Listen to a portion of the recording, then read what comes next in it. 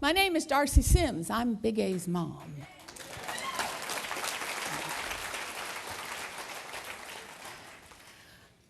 Well, we're near the end. Whew, thank heavens. It has been a remarkable weekend, you guys. Committee, thank you. Thank you. And the committee has asked me to be the closing speaker, and so on behalf of the committee, what I want to say is thank you for coming, and please go home now. They are so ready for you and I to be out of here. So I have about a 2-minute talk, so that, no, I don't. I have, don't time me.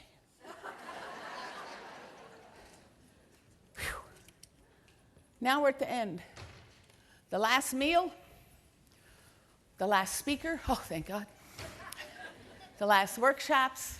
We have packed everything we could possibly get in the suitcases. Books from the bookstore, birdhouse kits, bathrobes from the broom, towels, whatever we could cram in. And now it's time to say farewell. You know what you came with. I want you to think for a minute about what you're taking home. You know what you came here with. Some of you came so frozen. It's a miracle. I applaud your courage for even getting here, for even putting on shoes, for finding your way to be here.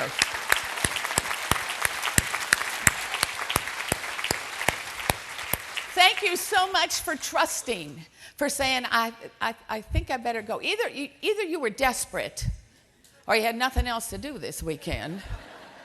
But thank you for the courage that it took to walk in this room and see all of these people and to understand that every one of us started that first journey, started that first footstep, and look where it has led us now. This is family. This is our home. And I couldn't possibly tell you what it means for you to have asked me to come home again and again and again. What are you taking from this conference? Maybe you rediscovered something here, or maybe you discovered something here. Maybe you discovered that you're not alone. Maybe you discovered that you're not as crazy as the rest of the world thinks. Oh, yes, you are. Oh, yes, we are.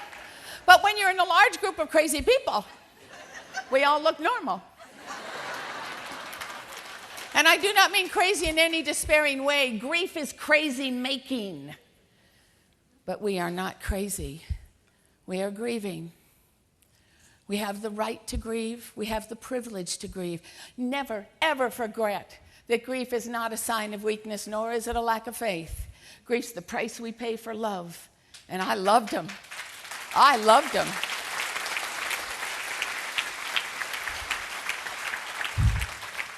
And I still do. And so do you.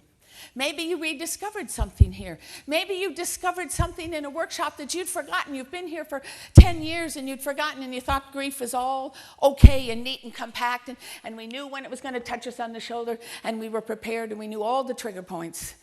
And then maybe last night at the candlelight it caught you by surprise. Or maybe it was just looking at the picture boards or listening to someone else's story. What did you discover here? What did you find here? What did you learn? Are you going to remember the speakers? We had some amazing speakers. We had some amazing workshop presenters. They were amazing to us. They were simply phenomenal. We did all kinds of things here. We built birdhouses. We did takeaway crafts. We sat in circles and shared our hearts and our stories. We cried in hallways. We danced. Y'all walked this morning. What's the matter with you?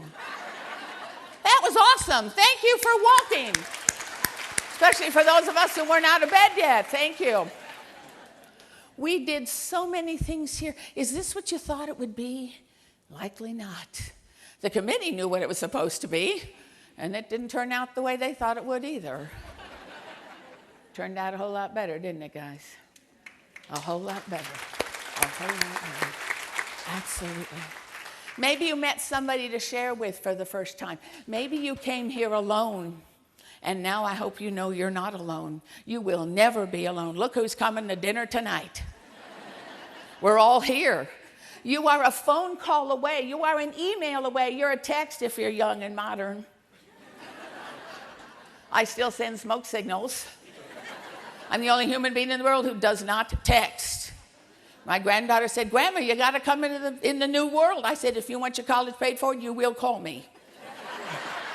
You will talk to me. I am not texting. I'm writing a check, but it will be a written check handed to you personally. I'm not just bank transferring money to you. What did you learn here? You got some new skills. You got some new tools. Did you learn that we're never going to get over this? We are not ever going to get over this, but we will get through it, one footstep at a time. Sometimes forward, sometimes sideways, sometimes backwards, and once in a while you and I are laying down face flat on the floor. And all you have to do is remember, I have a family who will reach down and pick me up or lay down on the carpet with me. You are never, ever again going to be alone. We each grieve alone, but you don't have to be alone when you grieve. Did you learn how unique you are? I mean, we talked about fruits and vegetables, for heaven's sakes. How are you going to explain to the people at home what happened here? They're going to say, well, how was it? Must have been hard. And it was. It was hard. First we ate, then we hugged, then we cried, and we laughed, then we ate, and then we hugged, and we cried, and then we ate. And I got sad, and then I got happy, and then I got whole, and then we ate. And it was good. And there's no way to explain the magic that's in this room. So don't even try. Don't even try.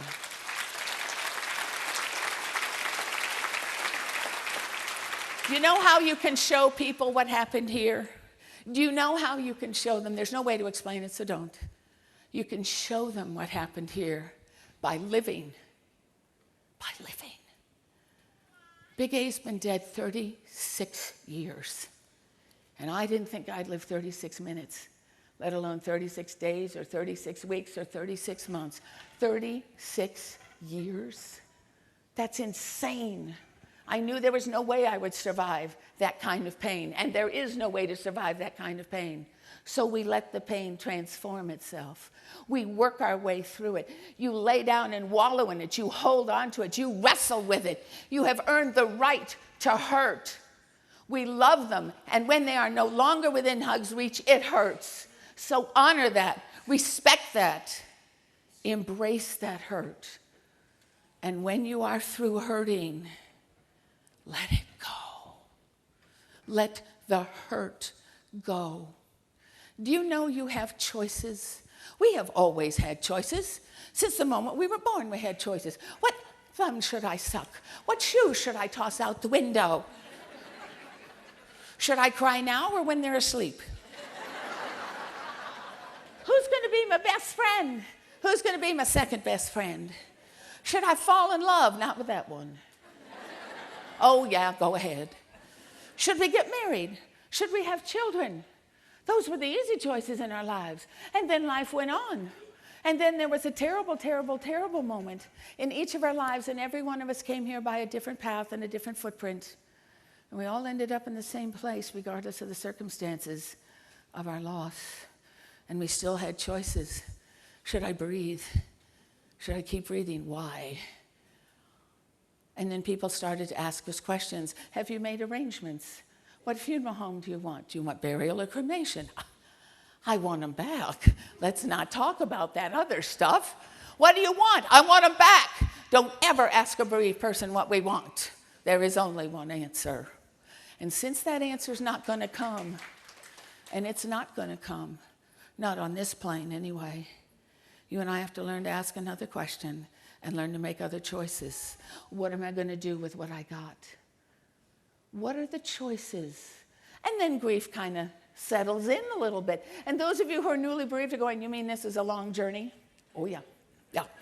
This is a long journey, and what I will tell you, and this is hard to hear, but it is honest, and this family is honest with each other, year 2 is harder than year 1 because we thought we'd be over it. And surprise. Year 2 is harder because we're not frozen anymore.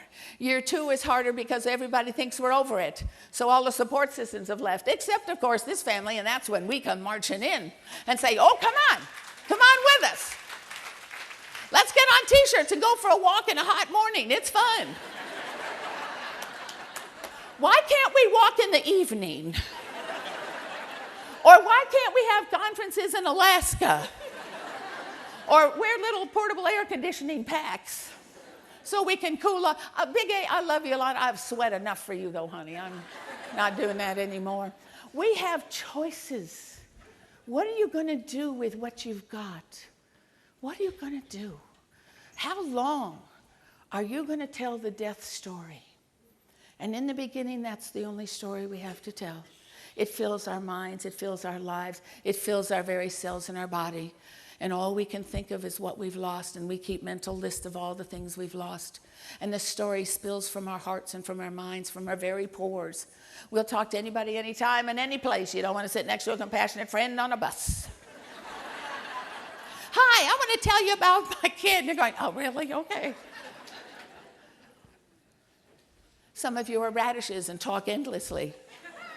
Some of you are broccolis and roll your eyes. Some of your eggplants that go, I don't know where to begin. And blueberries aren't even here today. They said, I'll watch the video. That'll be good. We've learned so much about ourselves. We've learned about our uniqueness. But that's a choice. Are you going to allow yourself to be unique, or are you going to try to do it like everybody else? There is one path, you know, and somebody surely must know it. We keep looking for it. There are as many ways to grieve as there are people who are grieving. Please know that. Your own path, and as long as it doesn't lead you to tall buildings, sharp instruments, and heavy drugs, where you're going is the right place for you, but it might not be the right place for the person sitting next to you, or standing next to you, or across the kitchen table from you. I want us to remember some things too. You take an inventory of what you're taking home, but I want you to remember some things too. I want you to remember to be patient. This takes a lot longer than anybody thought. We will never get over it, but we will get through it one footstep at a time.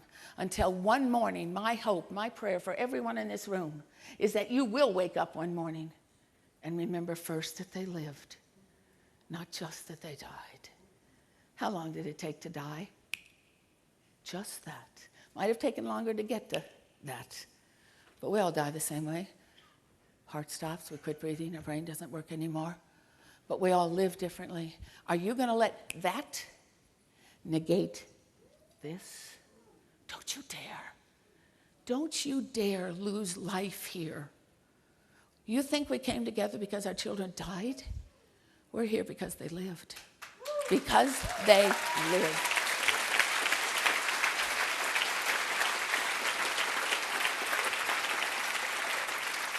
I want you to give each other the gift of tolerance. To tolerate each other. Remember, you don't have to understand each other to love each other. You don't have to understand each other to respect each other.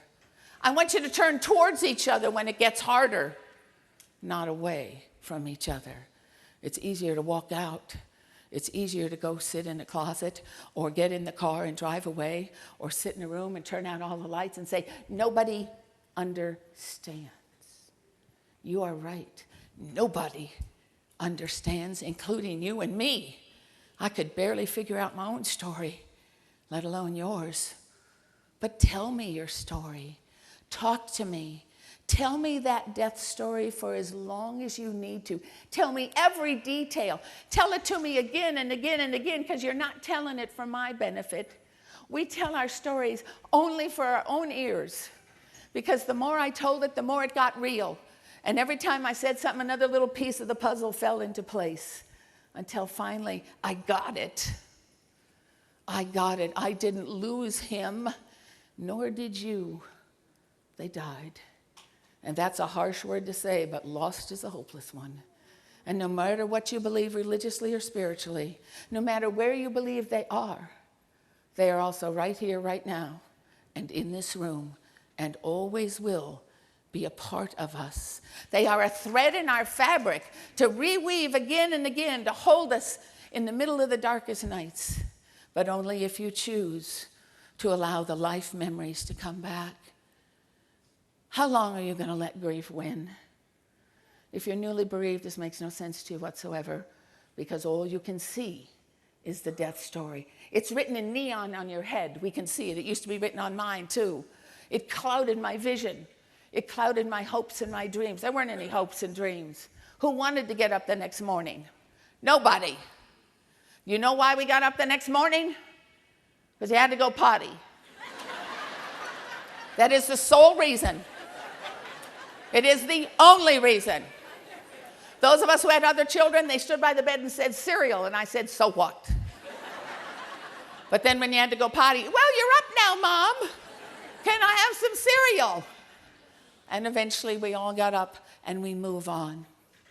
I want you to embrace, I want you to remember to embrace things. The things you learned in the workshops, our fabulous workshop speakers, our fabulous speakers who came to share with us the wisdom of their own journeys, to share with us their thoughts and hopes and invitations. It's time to get ready to go. What are you taking home? I hope you're taking home email addresses and names and faces and remembered love and remembered laughter. Maybe this was the first time you laughed here and it didn't feel very good. Maybe the first time you came down the escalator and you heard 3 people laughing, you went, I'm out of here. This isn't the right place for me. Yeah, but you already paid for the airline ticket and got the hotel room. So you ended up staying, didn't you? Thank you.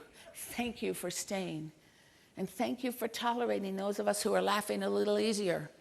Please understand we paid a big price for it, just like you did. I missed more the joy than anything else.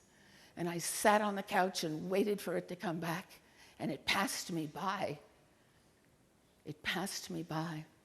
Big A died about 4 o'clock in the morning in the middle of a big rainstorm. He didn't die because of the rainstorm, but we felt that way. And as we're all finished and cleaning up, and we walked outside, the rain had stopped in Denver, and over the front range came a beautiful rainbow, absolutely exquisite. And our daughter, surviving now big sister, said, look, Mom, it's from Big A. He made it, and we're going to be okay too. And from that moment on, rainbows always meant something very, very special to the Sims family. And every time we saw one, we went, hey, how are you doing? Now, we used to do it in public, and then after a while, we noticed people, who are you talking to? No one, just... And I mentioned that on the podium once years and years and years ago, and then somebody after the seminar, they sent me a rainbow. Oh, I heard you like rainbows, so they sent me a rainbow something. And then another something, and then another something. We had a whole bathroom. Rainbow shower curtain, rainbow toilet seat cover, rainbow toilet paper. The number one that ranked in our house, the rainbow toilet brush. You have not lived till you have a rainbow toilet brush and you can scrub it in. Everything was rainbows, and then Tony gave me a beautiful rainbow to wear around my neck, and I was never without it. If I forgot it, I drove home to put it back on. And for the first 5 years after Big A's death, on his death date and on his birthday, we got a rainbow. It just showed up. And by year 4, I figured I had earned this. I figured this was my right. I figured as long as I got 2 rainbows a year on those days, I could make it. And by then I had learned, as all of us do, to compartmentalize my grief, and I had some pretty good days and I had some pretty lousy ones. But as long as I got that paint wash across the sky, I was okay. And we lived in some strange places where it shouldn't have rained. We got a rainbow, okay, I'm expecting it. So on year 5, no problem, we're getting a rainbow today. And everybody's saying, okay, I wonder when the rainbow's gonna come. We lived in San Antonio, Texas. This is the 1st of September. It's hot. It's like 185 outside. Hadn't rained in 12 years. The dust is choking us. Doesn't matter, it's gonna rain, we're gonna get a rainbow. Allie went off to the first day of school that year, and she had a rainbow, and I said, if you see the rainbow, just go outside, stand on the playground, wave, and then come back in. If they call and tell me you're crazy, I'll just explain it. We didn't get a rainbow all day. She came home from school. She said, well, where is it? I said, oh, we're waiting for it. We waited the rest of the evening. We ate dinner outside in the backyard so we wouldn't miss it. We sat on the stoop until it was bedtime so we wouldn't miss it. And then I wondered if there was something called a moonbow. And there are. You have to go to South America or a place in Texas or in Kentucky to get it. But I thought, it doesn't matter. We're getting a rainbow. Come on, you're not going to let me down, are you? Come on. Mitch talks about signs. I'm requesting a large one now. He said, if you ask. Well, I wasn't asking anymore. I am now being a mother. Do it. I need the rainbow. Tucked Allie into bed. She said, Mom. I said, it'll come. I'll wake you up. And at 1 minute after midnight, I went out in the backyard and had a conversation with who I believed was in charge. And we didn't get a rainbow. All right, still got one more day of the year. We'll get 2, right? You owe me. We'll get 2. And that day came. It was hot. Excuse me, there were no clouds in the sky. And we waited all day. I even thought about turning on the sprinklers. You see a little rainbow through the sprinklers? Why not? You're hopeful. Yeah, I mean, we're begging for something. And at 1 minute after midnight, I went out in the backyard and I had a conversation. And I yelled. And you know I can yell. I yelled solid for 2 hours. I used I don't know where these words came from. They just poured out of me. I got very creative. I let every piece of anger, every piece of hurt, I had stored 5 years, and it just poured out of me. And I finally ended up sitting on the patio the rest of the night, waiting, figuring maybe the calendar was wrong. Maybe you got it wrong. You know, I'll give you one more chance. And in the morning, when the sun came up, I had a choice to make. And I realized that Big A had died, and I hadn't. And I took the rainbow off my neck because I didn't need to wear it anymore because it was inside me. You carry that love inside and always will. Wear the picture button, wear the necklace, carry the blanket, wear the t-shirt until you realize that love isn't in that love's inside us. And then you have the choice to start living the life story, not just the death story. That's the greatest choice you will ever make, is when you start to tell me about the joy. I sometimes think we are afraid that we will forget, and so we hold on to the pain and the sadness. I sometimes think that's all we think we have left, and you are so wrong. And I am a therapist. I'm not supposed to tell you you're wrong, but you were wrong. You have so much there. You couldn't forget love. You can send love away, but you couldn't forget it if you tried. It's here. It's buried now in pain. It's buried now in a long list of things that you and I will never know or never experience, but it's still here. I will testify to love. Live it. Don't speak it. Live it. They did not leave us a legacy of loss. They left us a legacy of love.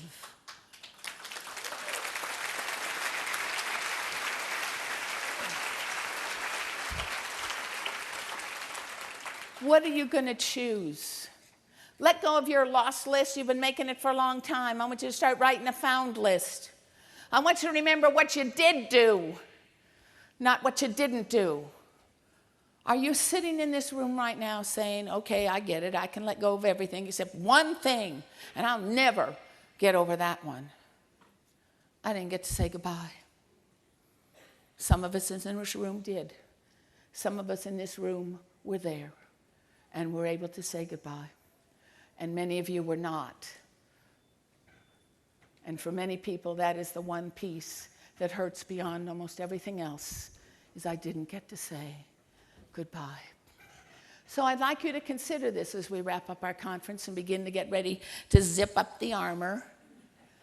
We've taken it off this weekend. We could speak our hearts and our minds. We could laugh. We could cry.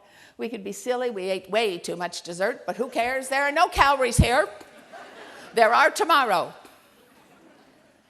Now we have to go back into a world that doesn't get it, but is dependent upon us to teach it. It's dependent upon us to speak our children and grandchildren and brother and sisters' names. And to say, but I thought it would make you sad. The silence is what makes me sad. Speak the name and my light goes on. Speak the name and my light goes on. I didn't get to say goodbye. I want you to think about this for a moment. If you had known, and you did not know, but if you had known that whatever you said were going to be the last words that would ever be spoken on this human plane, if you had known that, would you have wasted your breath with the words goodbye? I think not. What would you have said? I love you. I love you. And thank you. I love you. Can you let that regret go? Now, if you can't, tonight, wherever you are, whether you're still here in this hotel, whether you have found your way back to your own house, I want you to go out and stand on the driveway in the dark and pick the star. You know the one. And if you didn't get to say goodbye and you still want to, just stand there and yell, goodbye! And I believe they will hear you. And then you can let that go. Or join me tonight in your driveway and in mine. Pick a star, you know the one. And yell what I'm going to say every night. I love you. And thanks for the little while. It wasn't long enough. It would never be long enough. But it was something. And don't you dare forget the something. Whether you held them only in your hopes and dreams, or you got to have them for 50 years. We wanted more, but don't you forget what we got. It isn't I didn't get to say goodbye. It's that I get to say and you get to say again and again and again and again, I love you. I love you. And thank you. The rainbow lives inside you. If you forget the picture button one day, you don't have to drive home and get it. You already wear it. You already are that picture button. You already are that rainbow around your neck. You already are the testimony to love. Don't you dare forget that one. That's what this family is all about. That's what we are all about. All the choices you have, all the choices you have. Stay in grief as long as you need to. And then move through it when you're ready. Don't assume it's going to all go away, however. We can dance in that world anytime and any place. But eventually you will get familiar with it. You'll feel the touch on the shoulder. You'll know to take that deep breath and just let that grief come to you and honor it and say, yeah, I know. Thanks for reminding me about love and the price I paid for it. We're a military family. I grew up in the military. I've come from generations of military. Married military. Our daughter is military. I think she felt obligated because I gave birth to her on Veterans Day. And in the military, it's a tradition. During the holidays, if you are lucky enough to have your military member at home and on station, then we go out to the installation and invite all of those who aren't lucky enough to go home to come and share the blessings of our table. And so that first year after Big A died, Tony was home for a couple of days. And so he said, well, we're having Thanksgiving, right? And I said, no, we're not. I've canceled that. We're not having it. I don't feel like I'm Thanksgiving. I feel there's no blessing. No. We're just going to have Spam and go to bed. I said, Spam? I said, good military dish. Yeah, Spam. Going to bed. Now, if you're from Hawaii, they're going, yeah. Do you know I love this about Hawaii more than anything else? At McDonald's, they serve Spam. They really do. They really do. Yes, it's my national dish. Anyway, so he said, well, we're not having Thanksgiving. I said, no. And he said, oh, well, I already invited some people. I said, how many? I don't know, a bunch. I think he took a bus and went out to the barracks and stood in the parking lot and said, turkey, get on. And there were a whole bunch in our house. And they were all waiting. They were hungry. They had no idea they'd come to a house of sorrow. Surely they could have heard us in the kitchen, but perhaps they were just pretending. So I grabbed Miss Darcie or Miss Allie, because that's our tradition. Is also the youngest has to say the blessing, and now she had been demoted. She said, "Oh, good. Now, what do you mean I'm the youngest? I'm the only one." I said, "Yep, it's tradition, so I want you to say the blessing." "Not going to, Mother." I said, yeah, it's a tradition, and my mother said that I could make you. And then when you grow up, you can make your kid. We hand that tradition down. She said, "Look, I have nothing to be thankful for. God took my brother. And if you think I'm saying thankful for that, you have another thing coming, lady." She's 5. "You can't talk to me like that." "Oh, yes, I can." Well, I won the argument, and she said, "Oh, all right. But I'm not saying it at dinner. I will not say the blessing at dinner." I said, "When are you saying the blessing?" "I'll say it at dessert." "Hey, works for me. Fine. We'll have dessert." I don't know how we got through the meal, and neither do you. We were so frozen, so numb. Did not see an ambulance leave, so apparently we did not poison anybody. But I don't remember the meal whatsoever until I heard this little voice saying to me, "Serve the pie. Serve the pie."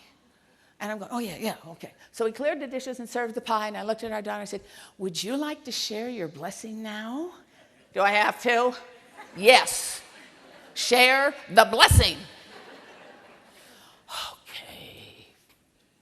And she looked out at all these people. We had foreign officers, we had student pilots, these poor people had suffered so much through a dinner with people sobbing in the turkey and getting up and leaving and coming back. "Is everything fine?" "Everything's just fine." It was awful. But they didn't run out. There was food on the table, and they were staying. So our daughter looked at everybody, and she said, "Okay, I want everybody to hold hands like the Waltons." And Tony leaned over to me and whispered, not very subtly, "I don't like the Waltons." And I said, "I don't either. They're too happy." "Good night, Mary Dad. Good night, John." I'm going, "You just want to choke those people." And I said, "But do it." And then I looked out about all these people, and I said, especially because we had some foreign officers, I said, "This is an American custom. We always cry at Thanksgiving. And we always have toilet paper on the table. And we always hold hands, so would you join us in holding hands?" And I think they did just because they were afraid. And they knew if they held hands, they'd get the pie and they could get out of there. I mean, Lord, you don't want to go to a grieving house for celebration. So they all began to hold hands. And that's what I'd like you to do right now. Would you connect with just hands? Just hands. No legs, no arm, no, just hands. Blueberries, you can do this. Radishes, just hands. Broccolis, monitor the whole thing. And eggplants, the person next to you. You see, we accommodate everybody's needs. And this is the prayer she left with us that I would like to leave with you as we begin to get ready to head to our own homes. This is what she said. "Thanks, God, for the little while." And I'd been sitting there thinking of all the things I would never know, would never experience. And in those few words, she reminded me, and now you, it wasn't much, but it was something. It was something. And don't you dare let grief win. Let joy come back. Choose to live in sadness the rest of your life, to count what we have lost, or choose to honor that loss, that sadness, and to know that nothing written in love will ever be lost. We are now in this room forever linked through the love of our children and brothers and sisters and cousins and aunts and uncles and moms and dads and all of the people who dance across the rainbows ahead of us. This is our one chance now to have a hug spread all the way around the world. We are the international conference this year. I want that hug to go to every corner of the world, to reach every piece of darkness and send a message of light and of hope. I choose joy. And I hope you do, too.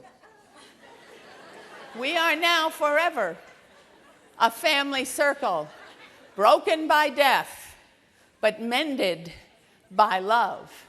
And now it's time to celebrate the children.